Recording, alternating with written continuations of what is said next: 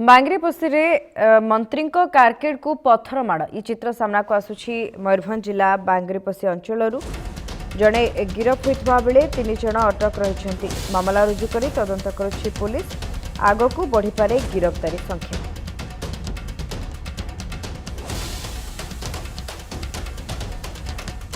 बांग्रीपोसी मंत्री कारकेड को पत्थर माड़ घटना जड़े गिरफ 3 जन अटक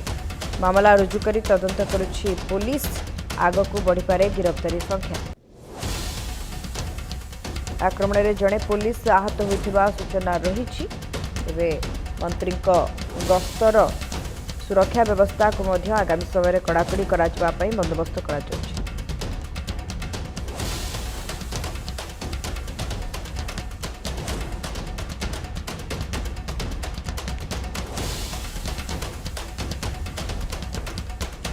बांग्रीपोसी मंत्री कारकेड को पत्थर माड़ घटना जड़े गिरफ 3 जन अटक मामला रुजु कर तदंत करुछि पुलिस आग को बढ़िपारे गिरफ्तारी संख्या। यह आक्रमण में जड़े पुलिस आहत होइथिबा सूचना रही मंत्री कृष्णचंद्र महापात्र कारकेड को पत्थर माड़ करा जायथिबार सूचना रही तेबे जड़े गिरफ होइछन्ती घटना रे या सहित 3 जन अटक रही।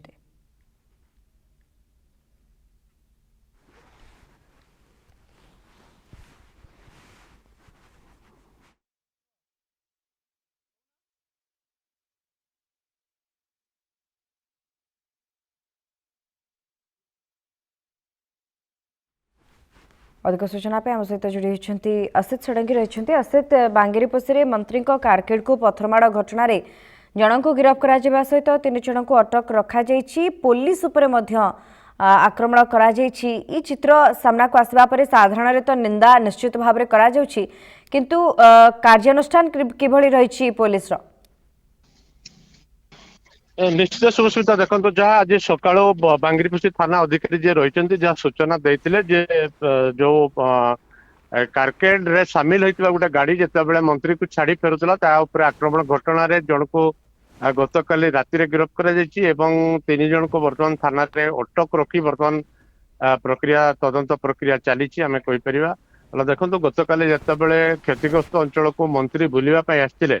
नगर उन्नयन मंत्री कथा कहतु राजस्व मंत्री कथा कहतु स्थानीय विधायिका जी रही संजीली मुर्मू सी तेणु जो मंत्री कारकेड जाइला मंत्री जो क्षयक्षति अंचल बुली सारे विषय अंचल को जीवार कार्यक्रम रही मंत्री जाइए विषय अंचल को हेलिकप्टर मध्यम से कारकेड जो गाड़ी सामिल होता मंत्री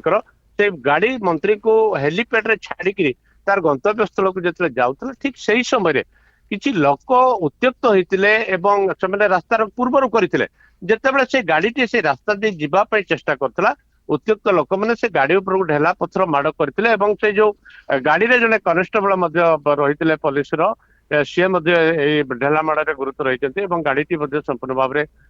सामना काच कथा कहतु अन्य नष्ट हो देखा मिलता तेज पुलिस पक्ष गोटे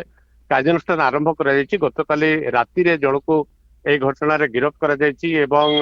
আজি মধ্য এই ঘটনার 3 জন को আনি থানারে বর্তমান অটক রখা যাইছি এবং অধিক তদন্ত প্রক্রিয়া চালিছি। তেবে ঘটনার যে মানে সামিল অছন্তি তাଙ୍କ বিরুদ্ধে দৃঢ় କାର୍ଯ୍ୟାନୁଷ୍ଠାନ নিয়াଯିବ ଏ ସୂଚନା ଦେଇଛନ୍ତି ବାଙ୍ଗିରିପୋଷି थाना ଅଧିକାରୀ। ତେବେ ନିଶ୍ଚିତ ସୁସ୍ମିତା ଆମେ କହିପାରିବା ଯେ ଏହା ଅତି ନିନ୍ଦନୀୟ ଘଟଣା जो ମନ୍ତ୍ରୀଙ୍କର जो कारकेड ଗାଡି ରହିଥିଲା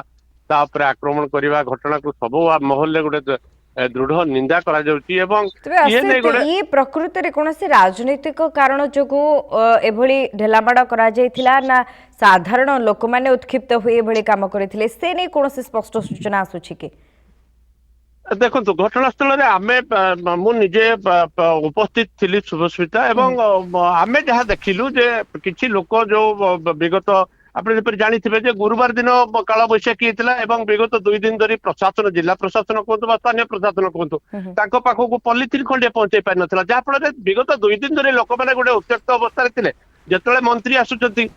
गोटे 2टा गाँ बुलिक जो पलि जाऊँ लोक मैंने उत्त्यक्त होती कारण मंत्री प्रत्येक घर को जीवार संभव कार्यक्रम हो पारना तेणु लोक मैंने उत्त्यक्त होती रास्ता रोक कर मंत्री कौन आम गाँव को आसुना तेणु यही समय गाड़ी जो रास्ता दे क्रॉस करुच्ची पाराइबा चेष्टा करुच्ची उत्त्यक्त लोकंकर रथर ଶିକାର ହଉଛି ଏବଂ ପିଲା ଯୋଉ ଯୁବକ ମାନେ ରହିଥିଲେ ବା ଯୋଉ ମହିଳା ମାନେ ରହିଥିଲେ ସେମାନେ ଗାଡି ଉପରକୁ ଟେକା ପଥର ମାରିଥିଲେ। ତେଣୁ ଏଥିରେ ରାଜନୀତି ତ ନିଶ୍ଚୟ ଆରମ୍ଭ ହେଇଛି ଆମେ କହିପାରିବା ଶୁଭସ୍ମିତା, କିନ୍ତୁ ପ୍ରକୃତରେ ଏଥିରେ କୌଣସି ପ୍ରକାର ରାଜନୈତିକ ହିଂସା ବା ରାଜନୈତିକରଣ ଆମକୁ କାହିଁ ଅନୁଭବ ହଉନି, ତେଣୁ ଉତ୍ତ୍ୟକ୍ତ ଲୋକମାନେ ଏସବୁ କରିଛନ୍ତି, ଏଥିରେ ତ ପୁରା ସ୍ପଷ୍ଟତା ରହିଛି।